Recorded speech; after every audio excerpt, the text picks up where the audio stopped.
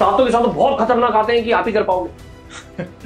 नहीं सर, नहीं, ऐसा नहीं है। 7 में से 5 सवाल तो डेफिनेटली बना ही सकते हो, और वो इतना स्ट्रेस अपन देते हैं पढ़ाने के दौरान। मैं वो वाला टेंशन कब लूंगा जब मैं ये 99.9 के आगे होऊंगा, जब मेरे 295 आ रहे होंगे और मैं ये सोच रहा होऊंगा कि 5 नंबर में last man standing will win.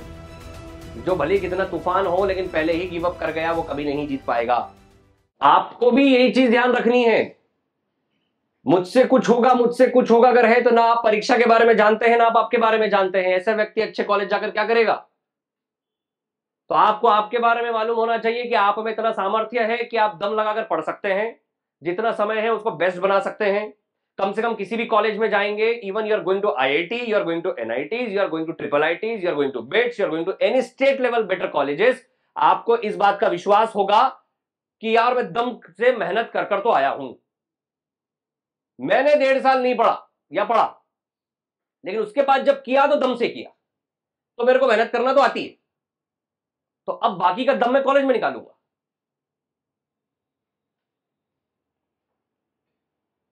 लेकिन डर डर कर तुम किसी भी कॉलेज में पहुंच जाओ,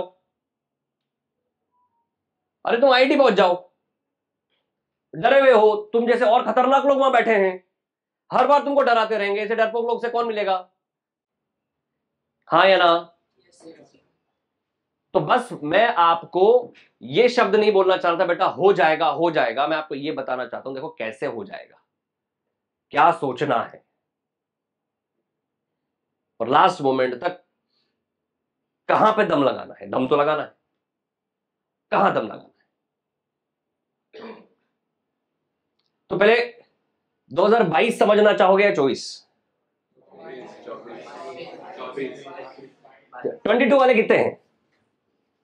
क्योंकि 22 से 24 को फिर रिलेट करना कि क्या चेंज आया है। 22 समझ के फिर 24 को चेंज करना कि क्या है। 22, अच्छा 24 वाले। मैं हमेशा एक सवाल पूछता हूं यार, हमेशा एक सवाल पूछता हूं, मुझे एक बात का दुख होता है बहुत। जब मुझसे कोई पूछता है ना सर ये खाओगे, तो अगर मैं मन है मेरा तो मेरा ना 100% होता है, मतलब मेरे को काम करना 100% हमेशा मन लगता है। ये शुरुआत में ये इतना आधा हाथ, इतना मीडियोकर लेवल का हाथ क्यों खड़ा होता है तुम लोगों का? कम से कम इसमें तो 100% दो। नहीं तो तुम जब बोलोगे सर पढ़ाई में 100% दे रहे, तो ऐसा कौन सा 100% दे रहे? हाथ खड़े करने में तो ये ऐसे आता है। मैं फिर से पूछ रहा हूं, 2022 वाले हाथ ऊपर करें। नाइस। 2024 वाले हाथ ऊपर करें। ठीक है, 2022 की तादाद ज्यादा दिख रही थी, मैं 22 से थोड़ा बहुत आपको समझाता हूं, 24 पे लेकर जाता हूं। सर मुझे 2022 एक बार ओपन करके दिखाइए प्लीज। जरा 99 परसेंटाइल देखिए, यहां पे देखिए शिफ्ट लिखी हुई है आपकी, 99 परसेंटाइल देखिए कितने मार्क्स पर है सभी का। देखिए देखिए मार्क्स, जरा गौर फरमाइएगा। आपको एक चीज कहूंगा, 27 जून शिफ्ट 1 99 लाने के लिए कितने नंबर है? 206। और 26 जून शिफ्ट 1 क्या हुआ होगा इसके अंदर? ये थोड़ा सा और ये थोड़ा सा इजी हुआ होगा। इजी हुआ तो गेम क्या हो गया? पड़ गया। तो इस एग्जाम के अंदर अगर एक मिस्टेक भी करी, तो जब इजी पेपर आता है ना, तो टैलेंटेड आदमी को बहुत ज्यादा टैलेंट दिखाने का मौका नहीं मिलता, वहां चलना होता है हाथ। और उसमें जिसने स्टैंडर्ड क्वेश्चंस बहुत दम से कर रखे हों और जिसको फंडामेंटल्स क्लियर हो, वो धड़ धड़ धड़ धड़ करते हुए जाएगा। टैलेंटेड आदमी का मतलब ये होगा कि जिसने बहुत ज्यादा डेप्थ में पढ़ा हुआ है, जिसको फंडामेंटल्स क्लियर है, बहुत ज्यादा उसको दिखती है सारी दुनिया की चीजें, तो उसको दिखाने का मौका कब मिलेगा? जब पेपर थोड़ा सा टफ आएगा। अब जैसे पेपर टफ आता है तो होता क्या है, एक क्वेश्चन किया लेंदी आ गया, बना नहीं। दूसरा क्वेश्चन किया तो डिफिकल्ट आ गया, बना नहीं। तीसरा क्वेश्चन किया, हे भगवान बन जाए। तीसरा क्वेश्चन इजी भले ही था, लेकिन तुम्हारी हिम्मत तोड़ दी। तुम्हें कोई एक माला सीढ़ी चढ़ने का बोले तुम चढ़ लोगे, लेकिन किसी 90 साल वाले व्यक्ति को बोलोगे थोड़ी दिक्कत आ सकती है। हाँ या ना? वो टास्क तो है बहुत इजी, लेकिन आदमी की स्ट्रेंथ तोड़ दी गई, कट हो गई, कम हो गई, तो वही टास्क उसके लिए क्या बन गया? डिफिकल्ट। तो पेपर बनाना इजी है, लेकिन हिम्मत तोड़ दो। हिम्मत कैसे तोड़े? बच्चा क्या करेगा, उसका फेवरेट चैप्टर कौन सा आएगा? ये वाला चैप्टर आएगा, यहां पे मारते हैं। अब जब बेटा तू एक बात याद रख, तूने एक सवाल लगाया 15 मिनट लग गया, ठीक है, तेरा मैथ्स अच्छा है, है ना, तो तूने अच्छे से मेहनत की ना। चल तूने एक मैथ्स का सवाल किया, ठीक है, और वो सवाल करने में देखो पहला क्वेश्चन तूने 3D का सॉल्व किया, देखो 7 मिनट लग गया, ठीक है, 7 मिनट सॉल्व करना ही पड़ता है। क्वेश्चन 2 सॉल्व किया, बहुत लेंदी और बड़ा डिफिकल्ट सा लग रहा था, हिल नहीं रहा था। अब तुझे लगा कि मैंने 5 मिनट इधर दिया, 7 मिनट, 12 मिनट हुआ और सवाल एक ही हुआ है, तो उस समय पर तेरा मैथमेटिक्स जो है वो क्या होगा, हिलना शुरू होगा। क्यों? क्योंकि डर अब ओवरटेक कर लेगा, अब तेरी मैथ करने की जो क्षमता है वो आधी हो चुकी है।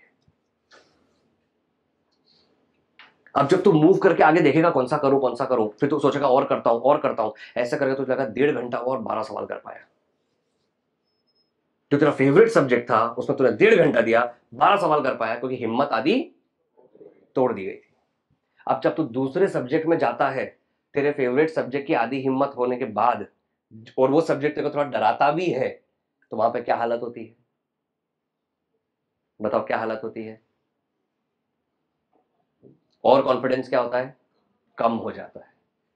इसीलिए जेई मेन के अंदर क्या होता है, ध्यान रखिएगा, डिफिकल्ट पेपर्स नहीं होते, कुछ कुछ क्वेश्चंस को ऐसा बनाया जाता है ताकि तुम्हारी हिम्मत तोड़ दी जाए। अगर तुम ये बात समझ लो कि कुछ भी कर लो, 170 180 तक एवरेज में मेंटेन रखता हूं, तो मैं कहीं ना कहीं इस लेवल में तो आ ही जाऊंगा, तो वहां पे आप डरोगे नहीं, डिसीजन सही लोगे। और ऐसा होता है ना, जब कभी कभी क्रिकेट खेलते हैं, लग रहा है 2 विकेट गिर चुके हैं, 3 विकेट गिर चुके हैं, थोड़ा टिक टिक करके थोड़ा जमते हैं, और जमने के बाद फिर आखिरी में मारेंगे। अरे होता है कि नहीं होता है? आपने कई सारे मैचेस देखे होंगे यार ऐसे, हाँ या ना, कि भी थोड़ा डिफेंस कर लेते हैं, थोड़ा भी माहौल सेट कर लेते हैं। वैसे ही आपने 1-2 क्वेश्चन किए, विकेट उड़ गए आपके। ये वाला स्लॉट आया था आपका, सर ये वाला, लेकिन आपने क्या किया, कंट्रोल, मैं जजमेंटल नहीं होऊंगा, मैं थोड़ा टाइम दूंगा, मैं ढूंढूंगा सवाल मैक्सिमम क्या कर सकता हूं, ताकि जब पेपर से बाहर निकलूं तो ये सोचूं कि यार मैं मैक्सिमम जो कर सकता था वो करके आया हूं। डर कर मैंने कुछ सवाल ऐसे नहीं करे कि आते थे लेकिन छोड़ दिए। आप हमेशा अपना स्कोर बेहतर पाओगे। लेकिन अभी तक आपने ये देखा ही नहीं, बस आपने ये देखा है कि जो मिल जाए सब उड़ा देना है, सब कर देना है, तो खत्म। अब सब कर देना है करके मन से गए आप, 2 क्वेश्चन में आप फंसे, आपने उठाया, फिर आप गए ऑर्गेनिक की तरफ, अरे यार ये वाला रिएजेंट देखा तो था, आ तो रहा है, लेकिन बी ऑप्शन और सी ऑप्शन में कंफ्यूजन हो रहा है, डर और बढ़ गया। उसके बाद फिजिक्स में गए, आपका फेवरेट चैप्टर था मान लो करंट इलेक्ट्रिसिटी, और करंट इलेक्ट्रिसिटी से ही डिफिकल्ट सवाल आ गया, बाकी से इजी था, डर और बढ़ गया। तो आपको जनरली इन चीजों को देखने के बाद, इस एनालिसिस देखने के बाद सीखना पता है क्या है, कि पहले क्वेश्चन का इमोशन दूसरे क्वेश्चन पर लेकर नहीं आना। इंडिपेंडेंट इवेंट है। कौन से इवेंट है? इंडिपेंडेंट। पहले का इमोशन दूसरे पे नहीं। मुझे सिलेक्ट होने के लिए मुझे सबसे पहले क्या करना पड़ेगा, कि मुझे भैया एनआईटी मिले तो मेरे को यहां आना पड़ेगा। तो पहला आपका पेपर अटेम्प्ट करते वक्त क्या होना चाहिए, कि मेरे को क्या चाहिए, जेई मेन किसके लिए, एनआईटी के लिए है, और एडवांस का कट ऑफ क्लियर करने के लिए है, हाँ या ना? तो भैया मुझे सबसे पहले क्या करना है, एनआईटी के अंदर कोई भी ब्रांच मिल जाए, नीचे की ब्रांच मिल जाए, स्टेप नंबर 1 तो वही होगी। तो पहले मेरे को यहां तक जाना है। अब यहां तक जाने के लिए जरा नंबर देखो, कितने कितने हैं, 120 130 नंबर। यार अभी भी एग्जाम देते तो 40-50 तो ले ही आते हैं। अरे यार पीसीएम मिला के 50-60 नंबर तो ला ही सकते होंगे, तो 60 नंबर और ले आता हूं, अगर मैं कोई इससे ज्यादा ले आता है अच्छी बात। अब वो 60 मार्क्स और लाने के लिए मुझे 15 क्वेश्चंस करने हैं, 3 मेरा बाकी है, 3 सब्जेक्ट है, 15 सवाल, हर सब्जेक्ट को 4-5 सवाल देता हूं, सर से बोलता हूं सर 4 चैप्टर अच्छे करा दो ना यार, मेरा 97 आ जाएगा सर। और आपको बता दूं 97 पे निरमा, डीआईसीटी, पीडीपीयू सब मिलता है, सब मिलता है, गुजरात के सारे अच्छे कॉलेजेस अनलॉक हो जाते हैं। तो फिर एवरेज कॉलेज में क्यों जाएं? तुम बताओ क्यों जाएं? तुम ठान के बैठे होगा कि जाएंगे खराब कॉलेज में जाएंगे।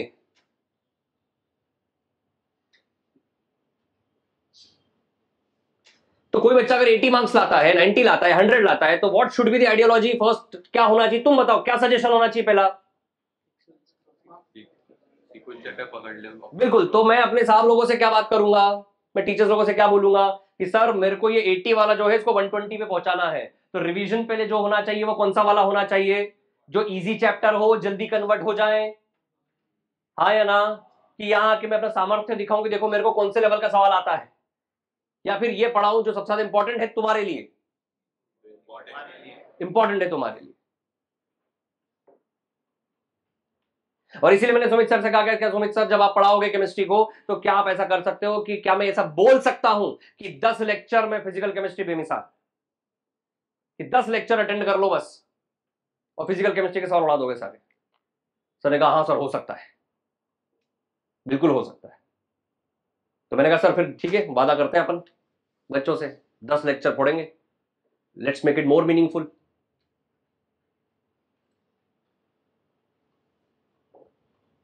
तो सुमित सर मतलब बोल सकते हैं ना सर 10 लेक्चर? पक्का सर। तो सर फिजिकल केमिस्ट्री कितने सवाल आते होंगे सर जेई मेन में? हाँ आइए सर, थोड़ा कुछ जानते हैं अपन इन सब्जेक्ट के बारे में, फिर मैं आपको जब सब्जेक्ट वाइज परसेंटाइल बताऊंगा आपको देखना बहुत मजा आएगा। सुमित सर आप मुझे ये बताइए कि केमिस्ट्री में फिजिकल केमिस्ट्री से टोटल कितने सवाल आते हैं? सो फिजिकल केमिस्ट्री वैसे तो वेटेज तो इक्वली डिस्ट्रीब्यूटेड है, लेकिन अब इनऑर्गेनिक का पोर्शन थोड़ा कम है, तो मैं बोलूंगा कि फिजिकल से थोड़े ज्यादा सवाल आएंगे, तो around 8 to 10 questions 11th and 12th मिला के फिजिकल केमिस्ट्री के डेफिनेटली रहेंगे। मतलब 10 सवाल जो है किसके रहेंगे? फिजिकल केमिस्ट्री के, है ना। ऑर्गेनिक में हमने कहा 10 लेक्चर ऑर्गेनिक के पढ़ो, भावना मैम को जिम्मेदारी दी गई है कि 10 लेक्चर ऑर्गेनिक मैडम रिवाइज कराएंगी, गारंटी है ऑर्गेनिक 10 में से 8 तुम बना के आओगे। बस 10 लेक्चर तुम्हें ऑर्गेनिक अटेंड करना है, तुम्हें कुछ आता हो या ना आता हो, बस तुम वो अटेंड करो, उसको ढंग से कर लो। इस बात का वादा कर लो कि अगर मैंने ये कर लिया, ये मैडम ने जो पढ़ाया है, सर ने जो पढ़ाया है, ये वादा करते हैं कम से कम ये भूलने नहीं देंगे। क्या ये वादा तुमसे हो सकता है? मतलब ध्यान रखना, you should be the man और द वुमेन ऑफ वर्ड्स। आपके शब्द की रक्षा आप ही को करनी है कि सर जो होना थे पाप हो गए सर, अब नहीं करेंगे सर, अब धोने हैं सर, धुलवा दो।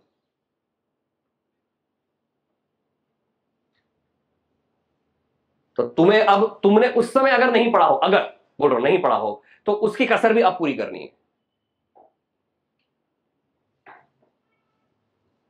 सर ऑर्गेनिक कितना आता होगा? 7 सवाल 7 से 8 सवाल के आसपास ऑर्गेनिक आते हैं, तो मतलब अभी 10 सवाल 8 सवाल 18 सवाल के आसपास की कहानी है। सर मुझे एक बार और बता दीजिए कि अगर मेरे पास टाइम कम हो और मुझे इलेक्ट्रोकेमिस्ट्री से डर लगता, सबका है ही ऐसा डर होता है क्या सर? देखो हाँ बोल रहे हैं सब लोग। अगर मुझे इलेक्ट्रोकेमिस्ट्री से डर लगता तो मुझे सबसे पहले इलेक्ट्रोकेमिस्ट्री में कौन से सब टॉपिक्स हैं जो मजबूत करने चाहिए, जिसे सवाल ज्यादा आते हो? कि सर मैं पूरा इलेक्ट्रोकेमिस्ट्री तो नहीं पढ़ रहा हूं, लेकिन क्या ये 2 चीज पढ़ लूं तो मेरा आधा काम हो सकता है क्या? 2 चीज में बोलूं तो नर्स्ट इक्वेशन और इलेक्ट्रोलिसिस। नर्स्ट इक्वेशन और इलेक्ट्रोलिसिस। तो बेसिकली जब हम पढ़ेंगे और हम ध्यान रखेंगे तो हम क्या करेंगे, सर इलेक्ट्रोकेमिस्ट्री भली ना आता हो, लेकिन सर नर्स्ट इक्वेशन और इलेक्ट्रोकेमिस्ट्री को, इलेक्ट्रोलिसिस को मजबूत कर लेते हैं। तो आप भी मजबूत करना, टीचर जब पढ़ाएंगे आप भी बहुत अटेंटिव सुनना, आप भी से खूब क्वेश्चन लगाना और आप भी खूब सारे डाउट पूछना। कुछ भी नहीं आता हो तो सीखेंगे तो भी अपन। लेकिन अगर आप मुझे बता दो, मुझे सर ने एक गाइडेंस दिया कि मुझे इलेक्ट्रोकेमिस्ट्री अगर पढ़ना है तो इन 2 चीजों से सबसे ज्यादा सवाल आते हैं, तो जब मैं रिवीजन प्लान करूंगा या टेस्ट पेपर्स प्लान करूंगा तो मुझे किन चीजों का ध्यान रखना चाहिए? नर्स्ट इक्वेशन और इलेक्ट्रोलिसिस को थोड़ा सा पढ़ाकर ज्यादा क्वेश्चन कराने चाहिए। मतलब पढ़ाना भी चाहिए ना, साथ में रिवीजन भी कराना चाहिए ढंग से, और साथ में क्वेश्चन ज्यादा कराना चाहिए, उसके टेस्ट लेने चाहिए ये देखने के लिए कि तुम्हारा वो मजबूत है कि नहीं है। तुमने अटेम्प्ट किया, तुम्हारा मजबूत नहीं है, उससे हमको पता चला, तो हम क्या करने वाले हैं? और प्रैक्टिस कराने वाले। हाँ या ना? अब उसके लिए तुम्हें कमरे में घर पे बैठे हुए हो कि नहीं, साहब जो है वो पहले मेरे फोन पे आएंगे, वो देख लूंगा, मैं साहब को सामने नहीं देखूंगा, तो ये अजीब हो जाएगा ना, है ना, कि मैं उस सर का जो लेक्चर आएगा वो देख लूंगा अलग से। नहीं साहब, इसके अंदर आखिरी तक जो टीचर के साथ जुड़ा हुआ है, अपनी कमियां बता रहा है, काम कर रहा है, टीचर से प्यार डांट, मतलब बारिश ठंड गर्मी सब मिल रही है उसको टीचर से, वो व्यक्ति मजबूत होकर ही निकलता है, फोड़ता ही है। तो तुम अपने साथ सबसे बड़ा पता गलती क्या करने वाले हो? सबसे बड़ी चोट जो तुम अपने साथ करने वाले हो, गुनाह तुम अपने साथ करने वाले हो, ये सिर्फ एक कमरे में बैठकर टीचर से ना मिलना। ध्यान रखना, यही सबसे इंपॉर्टेंट टाइम है। आज अगर तुम क्लास आए थे तो तुम ये सेशन अटेंड कर रहे हो, अगर आज तुम नहीं आते तो ये तुम्हें नहीं मिलता। समझे कि नहीं? पक्का है ना? तो अभी सर को बुलाएंगे अपन, सर से वापस हम ये चीज जानेंगे कि कौन से सब टॉपिक्स है, क्या क्या इंपॉर्टेंट होता है, और केमिस्ट्री में कितने नंबर पर क्या परसेंटाइल बना, सब सर को पकड़ेंगे अपन। सर मैं एक मिनट कंटिन्यू कर लेता हूँ। Thank you so much sir, thank you. और यहां पर देख लो बच्चों, 97 के लिए मार्क्स देख लो, एवरेज समझो 97 के लिए बहुत ज्यादा मुश्किल है क्या? बहुत ज्यादा मुश्किल है क्या? हाँ नहीं ना। आप में से हाथ ऊपर करेंगे वो लोग जिन्हें लगता है कि मेरा सर एक सब्जेक्ट तो ऐसा है कि मैं 2-3 महीने में 70-75 मार्क्स 1 लाख बना लूंगा।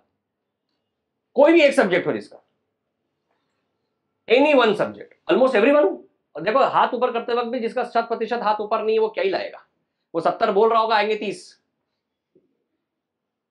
ये तो एटीट्यूड होता है यार। ओके, हाथ नीचे कर। तो आपकी स्ट्रैटेजी नंबर 1, अगर आपके पास फोन हो, पेन हो, कॉपी हो, उसमें स्ट्रैटेजी नंबर 1 लिखो। फोन नहीं है, कॉपी पेन तो फोन में लिखो, नोट्स में निकाल के।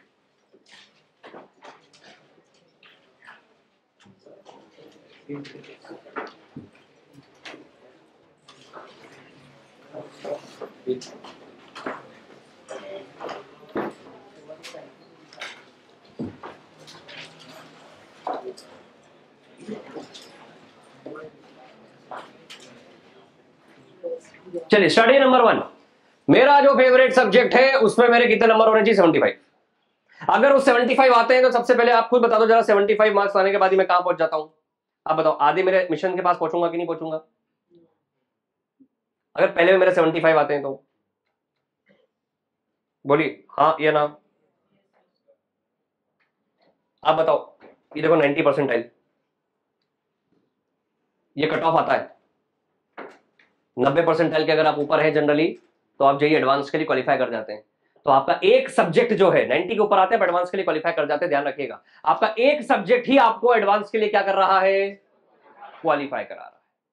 लेकिन इस सब्जेक्ट को भी अगर आप अधूरा रख देंगे तो आपके लिए दिक्कत होगी ना।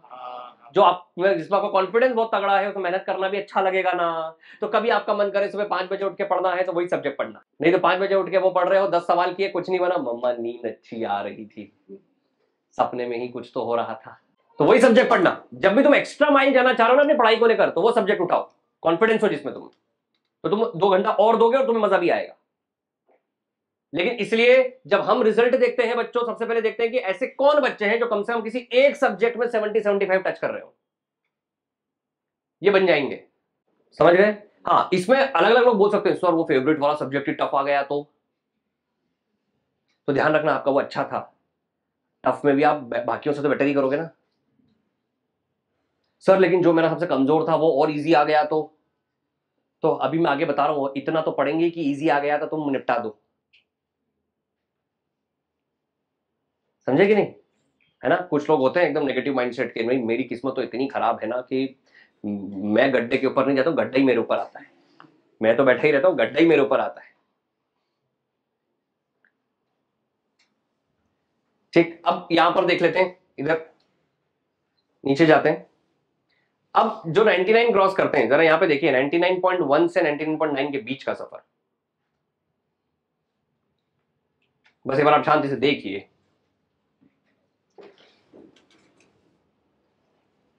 यहां पे देखो जरा, 211 नंबर पर 99.8 था, और 99.8 तक जाने के लिए आपको देखो 250 भी क्रॉस नहीं करना पड़ रहा है इसके अंदर। 99.2 से 99.3, 4 नंबर मतलब एक सवाल किसी भी सब्जेक्ट का चलेगा ना। तो अगर एक सवाल में ठीक कर लेता हूं तो देखो सीधा 0.2 से 0.3 पहुंच गया। बच्चों परीक्षाओं में एक एक सवाल का गेम होता है, ध्यान रखना, एक एक सवाल का गेम होता है। इसलिए क्या होता है कि भैया इस चैप्टर से अगर 4, मान लो कोई बोलता है मेरा ऑर्गेनिक कमजोर है, तो ऐसा नहीं बोलना है। ऑर्गेनिक से अगर 7 सवाल आते हैं तो ऑर्गेनिक में कुछ पार्ट कमजोर है तक पहुंचना है अपने को, लेकिन कम से कम 7 में से 3 बना सकूं, 4 बना सकूं, इतनी पढ़ाई तो कर लेनी है। आप सुमित सर से वापस पूछते हैं, सुमित सर प्लीज, याद रखिए, आपको बार बार बुलाएंगे हम। सुमित सर 7 सवाल ऑर्गेनिक के आते हैं, यस सर, है ना, 7 क्वेश्चन और सातों के साथ तो बहुत खतरनाक आते हैं कि आप ही कर पाओगे।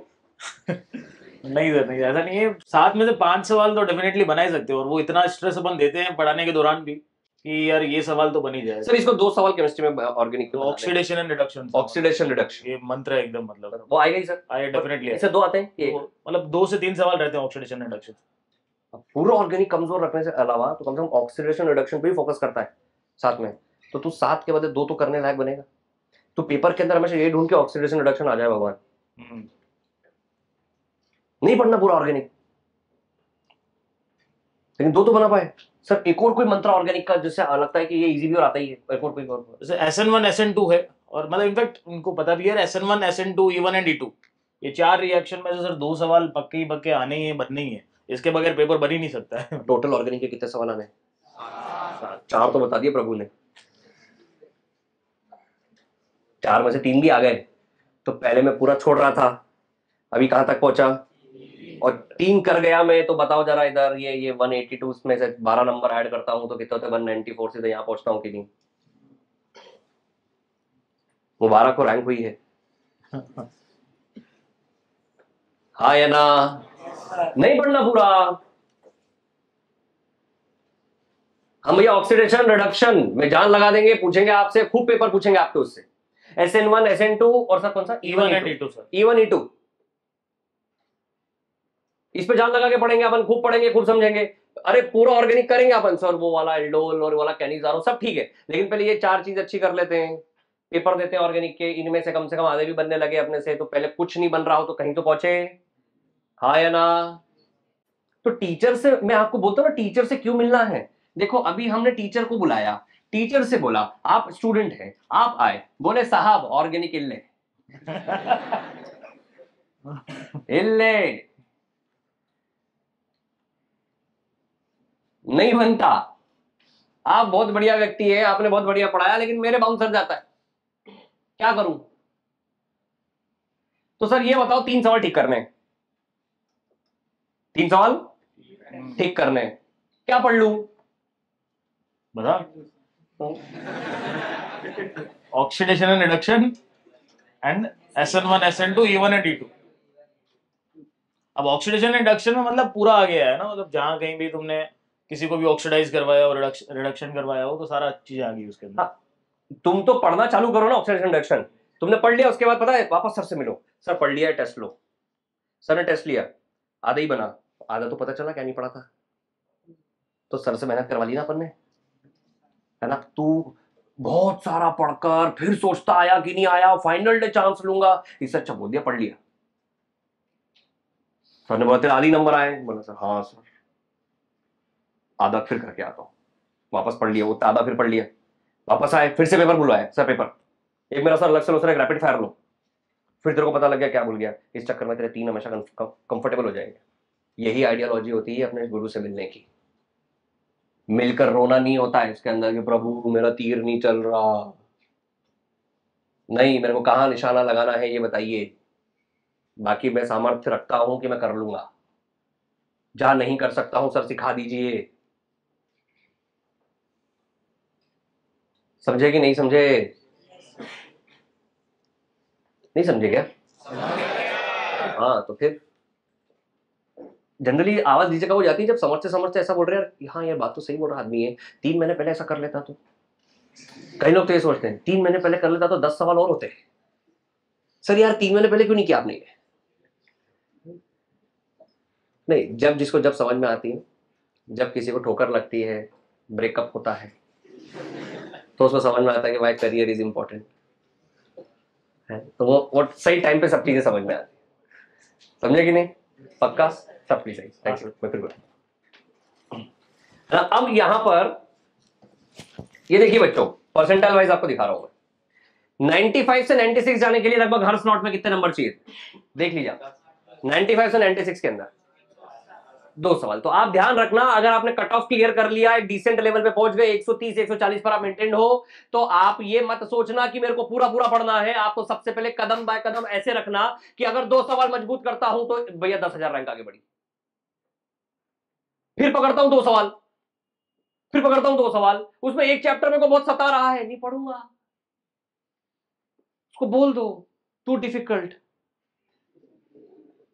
मैंने नहीं पढ़ा। क्यों? मैं वो डाला टेंशन कब लूंगा?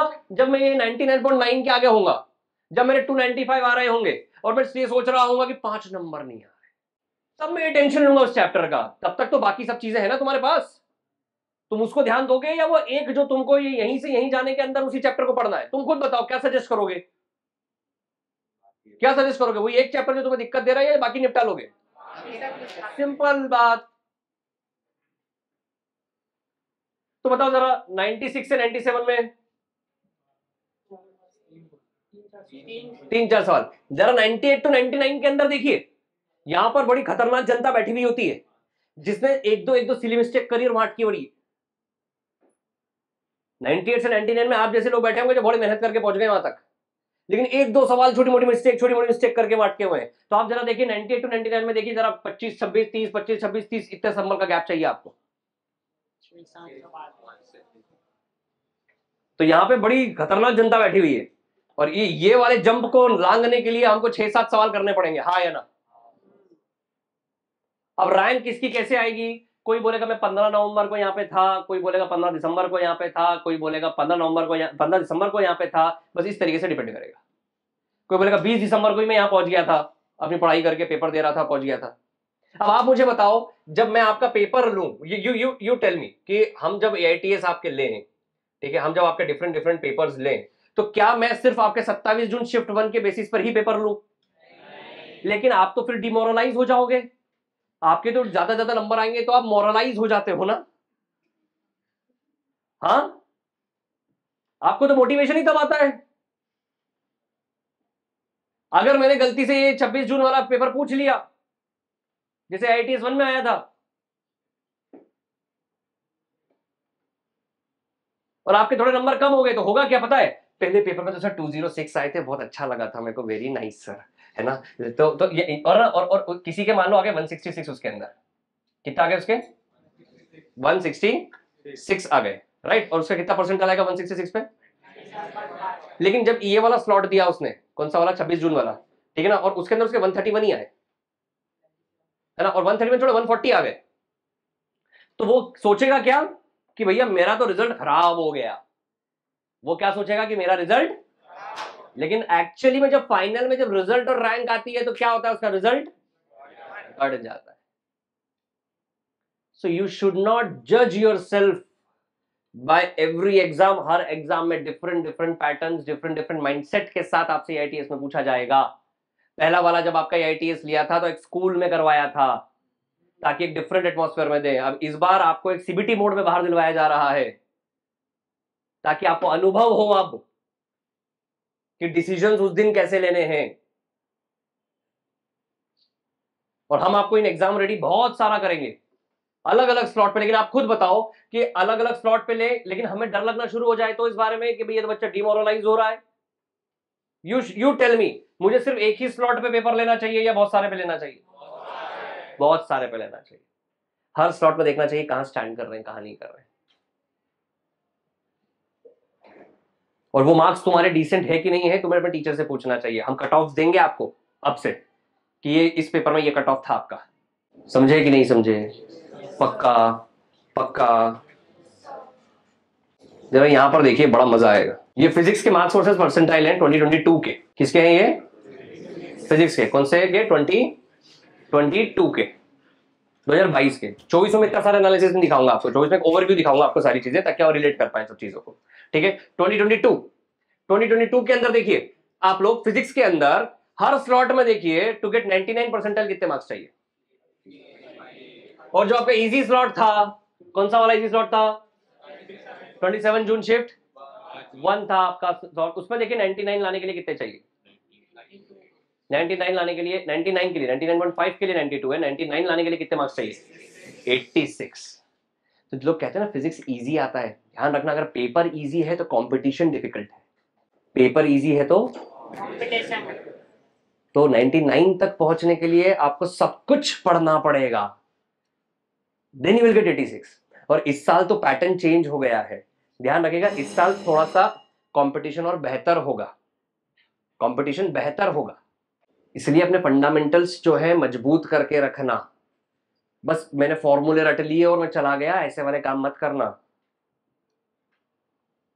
है ना। और यहां पर देखिए जो डिफिकल्ट स्लॉट था, कौन सा था डिफिकल्ट स्लॉट? 26 जून था, शिफ्ट 1 था, उसमें भी देखिए कितने मार्क्स लाने पड़ रहे थे। तो मतलब पेपर तो इजी ही होगा ना फिजिक्स का, भले वो स्लॉट डिफिकल्ट दिखा रहा था, लेकिन फिजिक्स तो फिर भी डिसेंट ही था ना। क्या फिजिक्स पूरा डिफिकल्ट आया क्या? क्योंकि 99 परसेंटाइल पे तो मार्क्स भी, और 99 परसेंटाइल लाने के तब भी 74 लाने, 12 ही नंबर का अंतर है। मतलब फिजिक्स ने तो बहुत ज्यादा कंपटीशन क्रिएट नहीं किया। और डिफिकल्ट स्लॉट का मतलब सारे सब्जेक्ट डिफिकल्ट हो ऐसा, कुछ क्वेश्चन आपके सामने बस रखे जाते हैं, अगर आप उस क्वेश्चन के ट्रैप में फंस गए तो एग्जामिनर जीत गया। समझे कि नहीं समझे? Yes sir. पक्का? एक बार देख लो जरा, 96, 97, 98 लाने के लिए कितने परसेंटाइल की जरूरत है, देख लो एक बार। अब एक बात बोलूं मैं आपको, सोचने की बात, समझने की बात। मैंने अभी तक 28 जून शिफ्ट 1 की बात करी क्या? नहीं करी। लेकिन उसका फिजिक्स देखो, उसके फिजिक्स में 99.5 लाने के लिए कितने नंबर चाहिए? हाँ या ना? है ना? लेकिन बाकी सब में तो उससे ज्यादा चाहिए, तो यहाँ कम नंबर पर ही आ गया है। इसका मतलब उसका फिजिक्स कैसा होगा? बढ़िया होगा। वो पूरा एग्जाम डिफिकल्ट नहीं है, लेकिन उसका फिजिक्स टफ है। अब कोई एक आध सब्जेक्ट ऊपर नीचे हो गया आप, तो आप बोलेंगे पूरा स्लॉट डिफिकल्ट आया मेरा, तो एक सब्जेक्ट में थोड़ी बैंड बजाई, आप बाकी सब्जेक्ट पे अपना इमोशन ले गए, आपका रिजल्ट खराब हो गया। क्या ये बात समझे? Yes sir. ऐसी गलती नहीं करनी, पक्का ना? है ना? नीचे जाते हैं। और जरा ये देखो, टू गेट 90 परसेंटाइल, चलो कट ऑफ क्लियर करने के लिए कितने सवाल चाहिए? 8-10 सवाल। अगर 8-10 सवाल मैं ठीक कर लेता हूं, अब आपको ये मालूम होना चाहिए कि सिर्फ अगर मैं ऑप्टिक्स पढ़ता हूं, मॉडर्न फिजिक्स पढ़ता हूं और हीट एंड थर्मोडायनामिक्स पढ़ता हूं, तो इन 3 चैप्टर से 11 से 12 सवाल आते हैं। 10 सवाल बेयर मिनिमम सिर्फ इन 3 चैप्टर से। कौन से? Optics, modern physics, heat and thermo. तो इन 3 चैप्टर से आपका कट ऑफ निकल जाता है। आपको अपनी प्रिपरेशन में ये ध्यान रखना होगा कि कौन से चैप्टर्स मेरा कट ऑफ निकलवाएंगे और कौन से चैप्टर मेरे को आगे बढ़ाएंगे। ये सब बताऊंगा आपको मैं। अब आप कट ऑफ निकालने वाले से या रैंक लाने वाले से कट ऑफ निकलवा रहे हो, तो आपके लिए दिक्कत। आप ज्यादा मेहनत कर रहे हो, फिर इतनी मेहनत करने की रिक्वायरमेंट ही नहीं। तो फिर जब मैं अभी पेपर पूछूंगा, तो पता मेरी कोशिश क्या होगी आप लोगों से, हम जब पूरे विद्यापीठ में जब आपसे पेपर पूछेंगे, तो हम जो ऐसे टॉपिक्स हैं जो बड़े इजी होते हैं, जिससे मार्क्स लाना आसान होता है, वो वाले पेपर्स आपसे ज्यादा बार पूछना चाहते हैं, ताकि उसमें छोटी मोटी गलतियां बार बार बार बार सुधारते जाए, ताकि ये वाले चैप्टर्स आपके बहुत मजबूत हो जाए, नहीं भी बने तो डिस्कशंस के साथ मजबूत हो जाए। इसलिए इन चैप्टर्स को हम बहुत बार पूछेंगे आपसे। और क्या ये सही तरीका है कि नहीं? है कि नहीं? है ना? आप खुद बताओ। अभी मैं आपको बता रहा हूँ ऑप्टिक्स, मॉडर्न, हीट, थर्मो, है ना? उसके बाद मैं आपको बताता हूँ इलेक्ट्रोलिसिस और सर नर्स इक्वेशन, उसके बाद ऑक्सीडेशन रिडक्शन, उसके बाद में मेरा E1 E2 SN1 SN2। आप बताओ, मेरा पेपर का आधा टॉपिक तो यही बन गया। ऐसे टॉपिक जिनसे 30 क्वेश्चन आने ही आने हैं। अगर हम, आप बताओ, हर हफ्ते अगर 1 या 2 पेपर इस टाइप के आपके लेते रहे और 12-15 पेपर आपके ले लें, तो आपका कट ऑफ निकालना, 120 नंबर लाना आसान होगा कि नहीं होगा? तो ये करना चाहिए कि नहीं करना चाहिए? मैं कर दूंगा, तुम आओगे? पक्का? एकदम पक्का? डन है। अब यहां पर देखते हैं, केमिस्ट्री में देखते हैं। जरा केमिस्ट्री में देखिए, 95 पे नजर दौड़ाओ पहले। मुझे तो भरोसा है, अगर तुम रोज क्लास अटेंड करोगे, हमारा डांट प्यार, थोड़ा सा तुमको होमवर्क सब झेल लोगे, तो केमिस्ट्री के 12-13 सवाल कराना मेरे लिए कोई बड़ी बात नहीं है। टीचर बहुत सामर्थ्य रखते हैं, तुम में बहुत दिमाग है, बस तुम सुन लोगे तो बढ़िया फोड़ दोगे। तो मैं तो तैयार हूं कि बहुत गंदी कंडीशन में तुमको 95, 97, 98 तक तो पहुंचा दूं। 98 लाने के लिए भी कुछ नहीं, बहुत ज्यादा सवाल नहीं करने, 15 सवाल के आसपास है। 15 सवाल करने हैं। तू बता, तेरा केमिस्ट्री बड़ा कमजोर है, तू सोच के देख, मेरे पास 2.5 महीना बचा है, मैं 15 सवाल नहीं पकड़ सकता क्या? पकड़ सकता हूं, बस तो करना है, नहीं ज्यादा करना है ना, 15 पे फोकस करेंगे। जब वो 15 आ जाएंगे, उसके बाद भी अगर 20 दिन बचता है तो 2 और पकड़ लेंगे। लेकिन पहला टारगेट क्या होना चाहिए? 15 का। समझे कि नहीं? है ना? मैं कुछ आयनिक इक्विलिब्रियम को लेकर टेंशन ले रहा हूं, लेकिन 15 हो नहीं रहे मुझसे। तुम बताओ यार, इतना पढ़ के लॉजिक बना चुके हो, क्या ये लॉजिक है क्या इस बात में कि आज से 30 साल बाद जो दुख होगा मेरे को, उसके लिए आज दुखी हूं, लेकिन आज जो सुख है वो मैं देख नहीं रहा। मेरे को तो पहले 15 आने चाहिए ना। 15 होंगे, उसके बाद हम चिंता करेंगे आयनिक की। माड़ो साहब से बोलेंगे, साहब आयनिक कराओ, हमको लगाया बच्चा पढ़ाते हैं, तो पढ़ा दो, फिर सीधी सी बात है।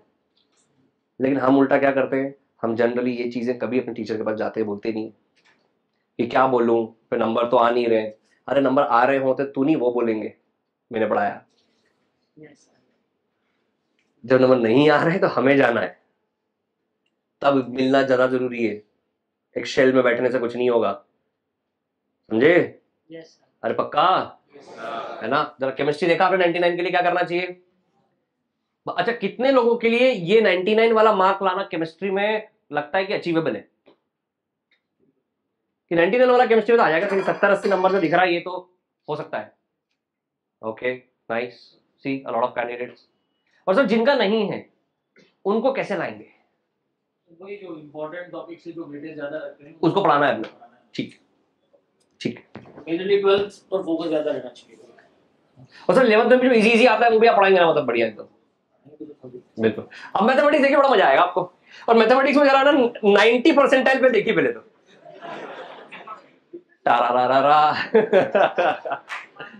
देखिए कितने सवाल 90 के लिए? 5 सवाल। 3D वेक्टर डिटरमिनेंट मैट्रिसेस कर लो तो 6 आते हैं। कौन सा 3D वेक्टर डिटरमिनेंट मैट्रिसेस? कम से कम 5 से 6 सवाल होते हैं, 5 मान लो कम से कम भी, हाँ या ना? है ना? और देखो जरा, एक नंबर पे 1 परसेंटाइल अप हो गया, इतना सस्ता सौदा कहीं है क्या? अब तुम बताओ, कंपटीशन इजी कहां दिख रही? लेकिन लोग इग्नोर इसी को करते हैं। क्यों? क्योंकि उनको 65 देखने की आदत हो जाती है ना? अब वो क्या बोलते हैं, मेरे तो है ना, ध्यान से देखना वो बच्चों, मेरे तो है ना सर फिजिक्स में 65 आते हैं, केमिस्ट्री में 60, मैथ्स में सिर्फ 30 आते हैं, तो मैं काम करता हूं, फिजिक्स केमिस्ट्री मेरा बहुत अच्छा है। अब जरा एक काम करते हैं, जरा यहां पे देखते हैं कि बेटा तेरे ये केमिस्ट्री है, तेरा 65 आ रहे थे, एक बार देख ले कहां परसेंटाइल पे है, तो किधर है 65 में एवरेज अगर इधर निकाले तो इसके आसपास कहीं आएगा 98, बढ़िया है ना? और यहां पर देख लेते हैं अपन जरा कि 65 में यहाँ पे 97 के आसपास एवरेज आएगा, हाँ या ना? 65 68 पे। लेकिन जब हम यहाँ पर देखते हैं 30 नंबर पर ही या 40 नंबर पर ही अगर मैं गिन लेता हूँ मैथमेटिक्स के अंदर, ठीक है, जरा 40 नंबर पर ही मैथमेटिक्स के अंदर आप देखिए जरा, यहाँ पे देखिए जरा 97 98 के आसपास आप पहुंच जाएंगे। तो मुझे तो मैथमेटिक्स के अंदर इतना टेंशन लेना ही नहीं है, मेरे को तो 12 चैप्टर पिक पिक करने हैं, एक तो सवाल स्टैटिस्टिक्स ही आता है, 12 सवाल पिक करने हैं, 12 सवाल उड़ाने हैं सबसे पहले तो, वो ढंग से मेहनत करनी है, जम लगा के बिल्कुल। और आप बताओ 3D वेक्टर डिटरमिनेंट मैट्रिसेस और एरिया, ये मिला लो तो 6 से 7 सवाल आते हैं, तो मैं इसका पेपर लूं या कोई और चिंता करूं? खत्म बात। अब बच्चा पता क्या बोलेगा, इनडेफिनेट नहीं आता है सर, इसलिए मेरा मैथ्स तो होगा ही नहीं। वो एक चैप्टर के दम पे पूरा गणित निपटा देता है। तो मैं नीतीश सर को बुलाऊंगा, नीतीश सर प्लीज आप आइए। नीतीश सर आप हमें ये बता दीजिए 10 सवाल सही करने हैं, हाँ। है ना? 12 करने हैं सही, हाँ। कहाँ से कर लें सर, जल्दी से हो जाए जो 11th के बेलो शुरुआत 11 12 कहीं से भी आप पकड़ लीजिए। 11th में सर बाइनोमियल थ्योरम में 2 क्वेश्चंस का वेटेज है। तो बाइनोमियल थ्योरम सर मतलब हमेशा सिखा देंगे कि ये बहुत आराम से बना? बहुत आराम से 3 दिन में हो जाएगा, मतलब 3 लेक्चर अपना या इनका? इनका इनका इनका इनका इनका मैं आपकी तरफ से सवाल पूछ रहा हूँ है ना, आपकी तरफ सवाल पूछ रहा हूँ कि 3 में इनका, 3 में इनका, ठीक है ना? तो मतलब लेकिन सर उसमें जो हम पढ़ाएंगे बस उतना उतना कर ले तो हो जाएगा? हाँ उतना। अच्छा, उतना उतना हो जाएगा हमारा, ठीक है ना? 2 सवाल बाइनोमियल के अपन, ठीक है सर। और सर सीक्वेंस सीरीज 1 से 2 क्वेश्चन आएंगे। बहुत डिफिकल्ट लगता है हमको तो। उसमें सर 2 पार्ट हैं, एक पार्ट बहुत इजी है, एक पार्ट थोड़ा डिफिकल्ट। तो इजी वाला पार्ट बहुत आराम से ग्रैब कर सकते हैं 2 से 3। तो सर हम वो पढ़ाते वक्त क्या बच्चों को बता देंगे कि ये इजी वाला है? बिल्कुल, हाँ पहले उसको बताएं। डिफिकल्ट वाला लगे सीक्वेंस सीरीज में, ये मत करना, लेकिन ये तो कर ही लेना। हाँ, ये भी सही है कि नहीं है? है ना, सही है ना? सर फिर कोनिक सेक्शन है 3 से 4 सवाल। सर वो तो 11 में भी नहीं समझ में आ रहा था, वो बहुत डर लग रहा था सर। लेकिन उसमें सारा पार्ट पढ़ने की जरूरत नहीं है, कुछ पार्ट पढ़ के आप उसको डील कर सकते हो आराम से। अच्छा, इसमें भी कुछ सब टॉपिक्स अगर हम पढ़ लेंगे तो हमारा काम हो सकता है, एटलीस्ट 3-4 में से 1-2 क्वेश्चन तो बन जाएंगे, ऐसा मन में दुख था। तो अभी हम 4-5 सवाल तक तो पहुंचे बिन बिन के, है ना? हाँ, आगे सर स्ट्रेट लाइन है, नहीं ये नहीं करना हमसे, नहीं करना, ठीक है। सर फिर 12th पे आ जाते हैं। 12 पे आ जाते हैं। 12th में वेक्टर 3D 5 सवाल, 4 से 5 सवाल मिनिमम आएंगे वहां से। 4 से 5 मतलब, और ये तो हमको कमजोर रखना भी नहीं है, ये तो करना है। बिल्कुल नहीं है, ये तो हमको करना ही है, इसको कमजोर रखना है। प्रैक्टिस खूब करेंगे, पेपर खूब करेंगे, नहीं आएगा फिर से पढ़ेंगे, एक नहीं तो करना है। 4 हो गए तो 8 सवाल तो हो गए। हाँ, और एरिया है सर, एरिया है डिफरेंशियल इक्वेशन 2, वो नहीं आता सर। स्टैटिस्टिक्स एक क्वेश्चन आएगा, आता है 10। मैट्रिक्स डिटरमिनेंट 2, एओडी नहीं आता भाई, एओडी नहीं आता। 12। अरे भले ही आता हो, हाँ मैं तो हाँ मैं देख रहा हूँ ज्यादा इजी सर, क्योंकि देखो ध्यान से सुनना, जब मैं सर को बोलता हूँ मान लो मुझे एओडी नहीं आता, मान लो, है ना, और सर ने बोला बहुत इजी है, हाँ सर इजी है, अब जब मैं करने बैठा तो हवाइयां उड़ गई। तो इसमें क्या है, समस्या में कौन है, मैं, टेंशन किसको हुआ, मुझे, जो स्टूडेंट कर रहा है, लेकिन मैंने यहां बोल दिया नहीं आता, तो अब दिमाग किसको लगाना है सही सवाल कराने के लिए, एक दोनों सिचुएशन में से मैं तो यही पसंद करूंगा ना कि आप ढूंढो कि एक सवाल और कहां से बन सकता है। जब आप बोल दो कि सर एओडी नहीं आ रहा, मान लो नहीं आ रहा, तो क्या होगा, सर ढूंढेंगे थे बेटा तो एओडी पूरा मत कर, लेकिन ये 2 जगह तो करा ही देता हूं तेरे को यार, यहां से तो आएगा ही आएगा। जब वो 2 कर लेंगे तो उसके बाद क्या होगा, वो फिर बोलेंगे चल एक और करा ही देता हूं, आएगा, अल्टीमेटली तुम्हारा बेनिफिट होगा। लेकिन हम इसके अंदर सबसे पहले क्या करते हैं, हम गड़बड़ी ये करते हैं कि हम ये बोलते ही नहीं है, हम पता नहीं किसी और दुनिया में खो जाते हैं, पता नहीं मार साहब क्या, अरे वो यही सोचेंगे कि तुम आके बता दो। अभी मैंने बोला जब एओडी मेरे को नहीं आता या स्ट्रेट लाइन मेरे को नहीं करना, तो वो कुछ नहीं सोच रहे थे, वो ये सोच रहे थे कि क्या बोलूं, कि कौन सा वाला होगा। वो इस समय ये टाइम थोड़ी निकाल रहे होंगे यार ये भी नहीं आता, कोई नहीं सोचता ऐसा। तो तुमको एक्ट कैसे करना है वो समझ में आया कि नहीं आया? Yes sir. कि ऐसी मतलब चुपचाप बैठे रहोगे या दोस्त के साथ कुछ कुछ करोगे, मैंने तो मेरे दोस्त को बोल दिया है, दोस्त को नहीं बोलना, वो खुद अपनी दुनिया में बेचारा परेशान है, बस वो तुम्हें परेशान देखकर खुश होता है कि मेरे जैसा कोई और है।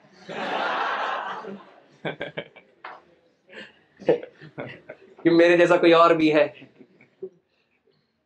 ये अच्छा है, अब हम 2 हैं। फिर वो से पूछता है तेरी किसी और से बात हुई, ध्यान रखना दोस्त फोन करके तेरी किसी और से बात हुई, हाँ मेरे 3-4 से और बात हुई है, वो भी अपने जैसे हैं, वो भी अपने जैसे, अब अपन 7 लोग गएंगे। इससे अच्छा साहब के पास आना चाहिए और बात करना चाहिए कि सर हम 7 लोग गएंगे, हमें 12 सवाल सही करने मदद कर दो, समझे कि नहीं समझे? पक्का। तो सर जो 12 सवाल आपने बताए हैं अपन ये देखेंगे कि ये वाले एकदम ये make sure और ये अपन मेक श्योर करेंगे कि एकदम बढ़िया तरीके से बने बच्चों के, और हम ये ज्यादा से ज्यादा इस परसेंटाइल के पास 12 सवाल से 48 मार्क्स हो जाएंगे। बिल्कुल। मतलब सर एक्चुअली क्या है ना, मोह किस बात का है ना यार, लास्ट टाइम मैं कर नहीं पाया क्योंकि मेरे को टाइम थोड़ा कम मिला, इस बार मेरा बहुत मन है यार तुम लोगों के साथ एक रोड शो करने का यार, तुम्हारा रिजल्ट आए उसके बाद एकदम धमाल मचे, पूरा एक बारात निकले गजब की कि ये सब बच्चे सिलेक्टेड है, ये सब बच्चों ने मचाया है, एकदम वैसा माहौल बनना चाहिए, फीलिंग आना चाहिए। तुम भी इतनी मेहनत करके आ रहे हो तो तुम्हें भी तो उस मोमेंट पे जीने का बड़ा मजा आएगा कि यार कर दिया हमने, है ना। फिर तुम तुम्हारे दोस्त को फोन करके बोल रहे हो तेरा क्या हुआ, मेरा भी हो गया, अच्छा तो किसी और से बात हुई, हाँ उनका भी हो गया, अरे अपन 7 लोग का जो गैंग था ना।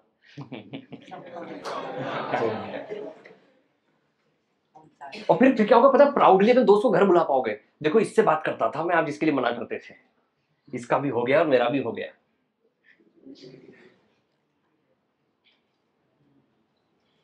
है ना, तो ये चीज चाह रहे हैं यार, बस ये चीज करनी है अपने को अच्छे से, समझे कि नहीं समझे? सर आइए प्लीज, थैंक यू।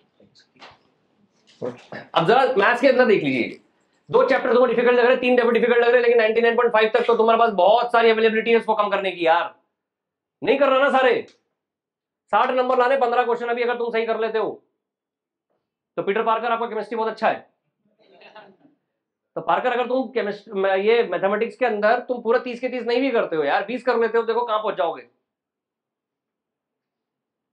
25 नहीं करो, 15-18 करो, अभी 2-3 महीना है ना, पहुंच सकते कि नहीं पहुंच सकते हैं, वो फोकस करना है अपने को, अपने केमिस्ट्री से ज्यादा परसेंटाइल आ जाएंगे, फिर अपन दोनों चलेंगे साहब के पास सर, है ना। और इसी के माध्यम से मैं बाकियों को बता रहा हूं कि जिन्हें लग रहा है कि जो केमिस्ट्री में 70-75 पर है बहुत अच्छी बात है, लेकिन मैथमेटिक्स में भी आपको अच्छे परसेंटाइल लाने के लिए 70-75 लाने की रिक्वायरमेंट ही नहीं है, पहले आप 15 सवाल को मजबूत बनाइए, उसके बाद ढूंढिए क्या करना है। तो मैं जब रिवीजन प्लान कर रहा हूं आप लोगों का, तो ये नहीं सोच रहा हूं कि मैंने 25 दिन में ये चैप्टर भी खत्म करा दिया, ये भी करा दिया, ये भी करा दिया, मेरा रिवीजन का प्लानिंग चैप्टर खत्म करने से ज्यादा यहां से यहां पहुंचने में है, कि यहां से यहां ऊपर पहुंचाने के लिए किन चीज की जरूरत है, पहले वहां पहुंचते हैं ताकि तुम्हारा बेनिफिट हो, समझे कि नहीं समझे? अब जरा एक स्लाइड बस ये देख लो, यहां पे देखते हैं, और इसके बाद जब 2024 में बताऊंगा तो आपको दिमाग खराब हो जाएगा बहुत ज्यादा। 98 परसेंटाइल पर रैंक क्या आ रही है, 16,000 से 99 पे क्या आ रही है, आपको पता है 2022 में 99 परसेंटाइल पर 8250 से 8700 के बीच में रैंक थी, लेकिन वहीं पर 99 परसेंटाइल 2024 के अंदर 15,000 रैंक थी। 99 पर कितनी थी? 15,000 रैंक। आप खुद देखिए बच्चों, काफी ट्रिपल आईटीज हैं, आईआईटीज हैं, एनआईटीज हैं। आपके लिए बहुत सीट खुलेगी अगर आप जनरली 96 से ऊपर रखते हो अपने आप को, तो आपके लिए ऑप्शंस अच्छे अवेलेबल रहेंगे। आपको हमेशा स्टेट के बेटर कॉलेजेस मिलेंगे, स्टेट के भी बेस्ट कॉलेजेस मिल जाएंगे आपको। तो आपका सबसे पहला बेंचमार्क होना चाहिए 96। अब आप बोलेंगे सर हम तो 99 सोचकर बैठे, हम 96 बोल रहे हैं। 99 लाना है ना, तो सोचने का तरीका बहुत सिंपल है। तुम 3 घंटे अभी तक पेपर अटेम्प्ट कर रहे थे और 96 ला रहे थे, अब 2.5 घंटे में 96 ले आओ, तो जो आधा घंटा बचेगा ना वो 96 से 98 ले जाने में बिताना। हमेशा सोचा ऐसे ही जाता है, ठीक है। अब स्पीड बढ़ाना किसे कहते हैं कि आपने भैया 96 परसेंटाइल लाने के लिए जो चैप्टर्स पढ़े हुए हैं, अभी मैंने बताया ना ऑक्सीडेशन रिडक्शन और ये और वो जो चैप्टर्स पढ़े हुए हैं, पहले इतने सवाल करने में आपको कितने घंटे लग रहे थे? अब आपको प्रैक्टिस करनी है, इतने पेपर्स देने हैं कि यही वाले क्वेश्चन 3 के बदले कितने घंटे में हो जाए? 2.5 घंटे या 2 घंटे में। तो क्या होगा कि आपके पास जो एक्स्ट्रा 1 आवर बचा है वो आप किस चीज के लिए दे सकते हो? जो चैप्टर्स आपने उसके अलावा पढ़े हुए हैं। तो जब वो क्वेश्चन सही होंगे तो परसेंटाइल ऊपर जाएगा। तो पेपर ऐसे ही देते हैं कि जो पहले मैं 3 घंटे में कर रहा था अब मेरे को 2.5 में करना है, ताकि जो आधा बचा है उसमें 2-4 क्वेश्चन ऐसे हैं जिसमें थोड़ा सोच लूंगा तो बन जाएगा, वो दूंगा, 5 क्वेश्चन ज्यादा बने, मैं ऊपर पहुंच गया। और आपको तो पता ना एक एक क्वेश्चन में कितना परसेंटाइल में चेंज आ रहा है। तो लोग कई बार बोलेंगे हीट एंड थर्मो आता है, छोड़ दिया। नहीं, हीट एंड थर्मो आता है तो उसके तो काफी पेपर्स में अटेम्प्ट करने हैं, सवाल काफी बार पेपर्स देने हैं उसके अपने को, ताकि वो बहुत जल्दी हो हमारा, ना कि ऐसा हो कि छोड़ दिया हो। अब मैथ्स कितना भी आता हो, लेकिन केमिस्ट्री की इंपॉर्टेंस क्या है कि वो 20 नंबर लाने के लिए टाइम कम लेगा, बहुत जल्दी में आ जाएंगे, इसलिए उसको पढ़ना जरूरी है। बहुत कम टाइम में भी हो जाए मेरा सवाल, है ना। वेक्टर का 3D का 2 सवाल करेगा तो 10 मिनट ले जाएगा, 10 मिनट में तो पूरा ऑर्गेनिक खत्म हो जाता है, उससे भी कम टाइम में। तो वो भी थोड़ा सा जरूरी है ना, उसके भी 4 सवाल हो गए तो कितना अच्छी बात है। हाँ या ना? डन। ये हुआ मेरा 2022। अब मैं आपके साथ बात करूंगा सर 2024 के बारे में, मेरे को थोड़ी सी जानकारी चाहिए। इसमें डिफिकल्ट स्लॉट, इजी स्लॉट, बाकी सब ढूंढिए। 31 सबसे इजी ढूंढिए। 27 यहाँ पे देखिए 99 परसेंटाइल लाने के लिए मार्क्स क्या हो गए लास्ट 2022 के मुकाबले, अब ज्यादा नंबर लाने पड़ रहे हैं कि नहीं पड़ रहे हैं? मतलब पेपर थोड़ा सा और स्कोरिंग होने लगा कि नहीं लगा? पेपर थोड़ा सा और स्कोरिंग होने लगा, है ना। कि बल्कि मतलब यहाँ पे भी आपको 170 नंबर लाने, 151 पे आपका आ गया, तो मतलब ये वाला जो स्लॉट है आपको देखिए जरा। जनरली बच्चे लोग दुआ करते हैं कि भैया मेरा डिफिकल्ट स्लॉट में आए, जिसने पढ़ाई ढंग से करी है मेरा डिफिकल्ट स्लॉट में आए, क्योंकि जो भी लोग तुक्का मार रहे हैं, ऐसे फॉर्मूला याद करके गए हैं, वो सारे उस स्लॉट में उड़ जाते हैं। तो उससे कम नंबर पर भी जो परसेंटाइल आते हैं वो क्या आते हैं? बड़े। तो वो तो डिमांड करता है कि सर डिफिकल्ट पेपर दीजिए, हमसे पेपर में भी डिफिकल्ट पूछिए। क्यों पूछिए? ताकि हमको ना आदत बने कि क्वेश्चन सिलेक्ट कौन सा करना है, ताकि फाइनल डे इसके अंदर सिर्फ क्वेश्चन सिलेक्शन ही मेरी बहुत ज्यादा मदद करेगा। वहां पे काम आता है आर्ट ऑफ लीविंग, कि ये वाला नहीं करूंगा, ये वाला करूंगा, ये वाला नहीं करूंगा, ये वाला करूंगा।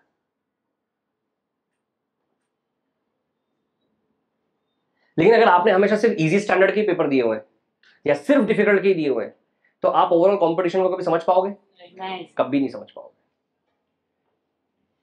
इवन आपने एक पेपर दिया, फिर 4 पेपर नहीं दिए, फिर 5वें पेपर में पहुंचे, आप कभी उस फील को ले ही नहीं पाओगे। इसलिए आपको पेपर्स जितने लिए जाए ना, सारे देना, वेदर यू आर प्रिपेयर्ड और नॉट, पेपर में बैठ जाना, उसे सीख ही लोगे बहुत ज्यादा। कभी ऐसी गलती मत करना कि पेपर नहीं दिया। बात है सबसे ये पक्का। जरा यहाँ पर बस इतना सा देख लो कि अगर मेरे को 96 लाने हैं, मान लीजिए 96 परसेंटाइल पे आना है, तो ऑन एन एवरेज कितने मार्क्स पर होंगे? यहाँ पे देखो, यहाँ पे 115 भी है।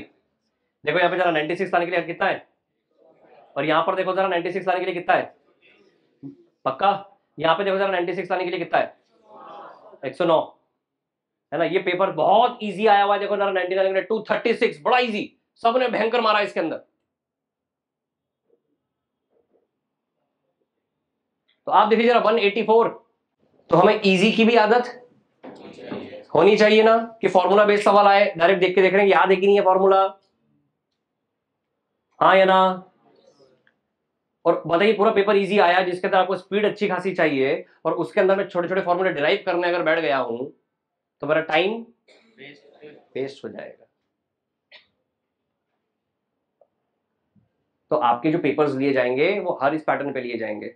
इसलिए सबसे ज्यादा महत्व यहाँ पर करता है कि आप यहां से लेकर आगे तक किस तरीके से साथ में बने रहते हैं और कितने पेपर्स देते हैं। हमारा पूरा अनुभव, पूरी एक्सपर्टीज इसी समय देखने को मिलेगी आप लोगों को, जब आपको लगेगा कि हाँ बहुत कुछ सोच विचार के बाद हम पेपर्स आपके सामने लेकर आ रहे हैं। कि चेक करना है कि अब इसमें कौन कहाँ है, या चेक करना बिल्कुल नहीं कि तुम टॉपर हो कि नहीं हो।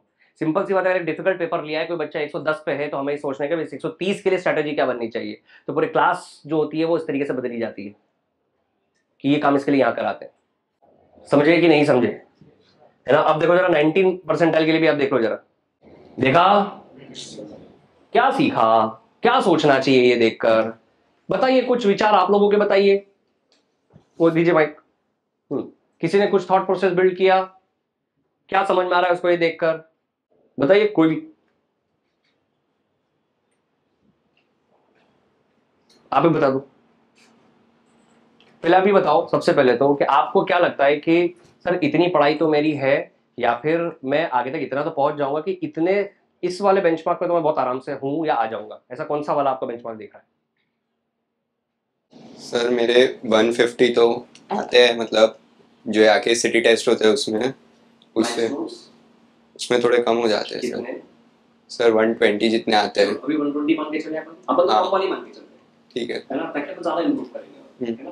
तो 120 के आसपास अगर हम आते हैं, मतलब 90 परसेंटाइल के आसपास है, 90 या 91 के एवरेज पे होंगे, हाँ। है ना। अब हमको आगे नंबर बढ़ाने के लिए ऑलमोस्ट अगर मेरे को 96 वाली रेंज में आना है तो कितने नंबर की जरूरत है? देखो 96 में यहाँ पे ओवरऑल एवरेज है 50 नंबर।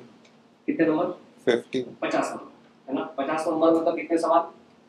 12 सवाल। कितना टाइम है हमारे पास? 2 से ढाई महीने हैं, कितने हैं? हाँ है क्या हम 12 क्वेश्चन अच्छे नहीं कर सकते? सर, कर सकते हैं। 4 क्वेश्चन एक सब्जेक्ट के भी पकड़ लेते हैं अपन, है ना। तो 4 question that means 4 chapters, 4 question that means 4 chapters. अगर मैं 12 क्वेश्चन भी ठीक कर लेता हूं तो मैं आराम से यहां पहुंच सकता हूं। लेकिन मैं सिर्फ चैप्टर चैप्टर फोकस करता रहूंगा ना, मतलब कि पूरी 11वीं कर दूंगा, पूरी 12वीं कर दूंगा, फिर पूरा ये, फिर पूरा वो, फिर कभी वो कभी ये, तो फिर नहीं पहुंच पाते, है ना। और हम जब पेपर्स देते हैं तब समझ में आता है कि अब मैं आगे बढ़ा नहीं बढ़ा, कितना बढ़ा। और कई सारे ऐसे बच्चे होते हैं, जैसे अगर मैं इसी की बात करूं, क्योंकि इससे मेरी भी 2-3 दिन पहली बात हुई थी, जब ये एडवांस का पेपर देता है ना तो ज्यादा स्कोर लेकर आता है, और मेन का पेपर देता है ना तो कम स्कोर लेकर आता है। मतलब डिफिकल्ट सिचुएशन में ये परफॉर्म बेटर करता है।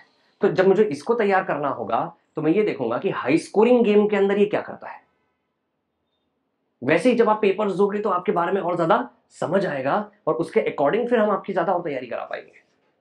लेकिन आप दिख ही नहीं रहे हो, मिल ही नहीं रहे हो, पेपर भी नहीं दे रहे हो, फिर वहां पे हम हैंडीकैप हो जाते हैं, देन कुछ नहीं कर सकते। क्या बात समझे? पक्का? डन? बताइए और कोई है जो अभी तक पूरा कुछ एनालिसिस देखने के बाद कुछ सीखा हो, या यहां देखकर बता रहा हो कि हाँ मुझे समझ में आया सर क्या करना है? एनीबॉडी? कोई भी नहीं है कि डरे हुए हैं सब, मैं बोलूंगा तो क्या लगेगा? मैं तो ये देख रहा हूँ वहाँ पे 139 वहाँ पे और वहाँ पे 139 वहाँ पे। बताओ। वो बात पे कब से हाँ, जो भी देख रहा हो ये बताओ, जो भी देख रहा हो ये बताओ। इधर आओ, बाहर आओ। नहीं नहीं, इतनी सी बात, इधर आओ।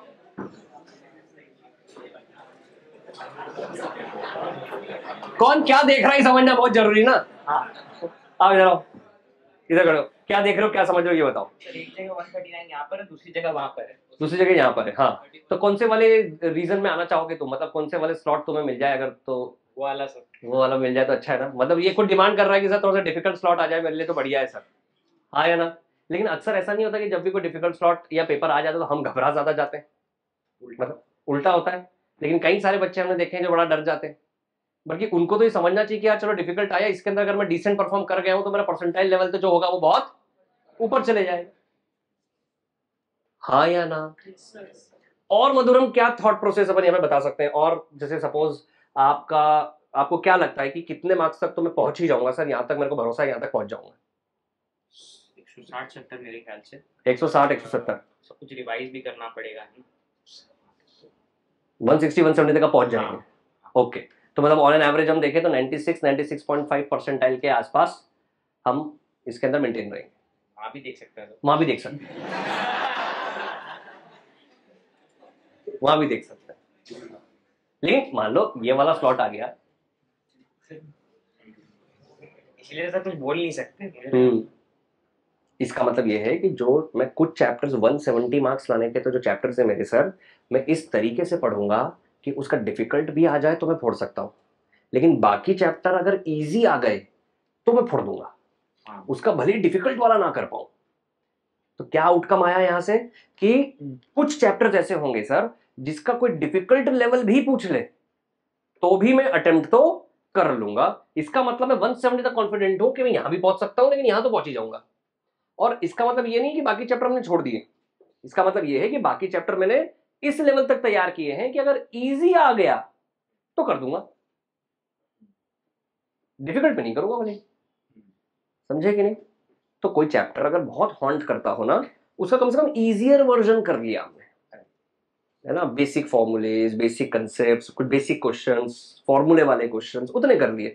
कभी रडार में आ गया, कभी तो उड़ा दिया अपन ने, नहीं आया तो ठीक है ना भाई। और कोई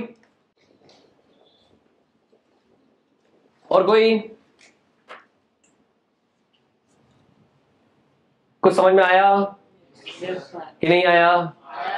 पक्का? क्या ये एनालिसिस देखने का बाद एक रे ऑफ होप दिखती है कि सर ये हो तो सकता है यार? अच्छा, आप में जैसे कितने लोग हैं बहुत जेन्युइनली बताइएगा, एंड पूरा 100% हाथ ऊपर करके ढंग से जब भी बताएं ऐसे बताइएगा जिनको लगता है कि सर अभी तक जो है मैं ये सोच रहा था कि बहुत डर है या नहीं हो पाएगा या नेगेटिव साइड में सोच रहा था, लेकिन अब ऐसा लग रहा है कि यार कर तो पाएंगे, हो तो सकता है। ऐसे कितने लोग हैं? Nice nice nice nice nice, very nice बच्चों, वंडरफुल। तो कुछ उखाड़ के दिखाते हैं अपन, कुछ बनाकर दिखाते हैं, हाँ या ना?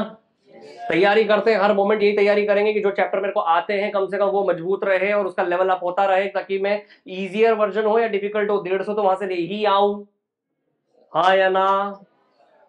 खत्म हो जाएगा। क्लियर है सबको? कोई क्वेश्चन है जो किसी को पूछना हो तो पूछ सकता है, कोई भी एक क्वेश्चन हो।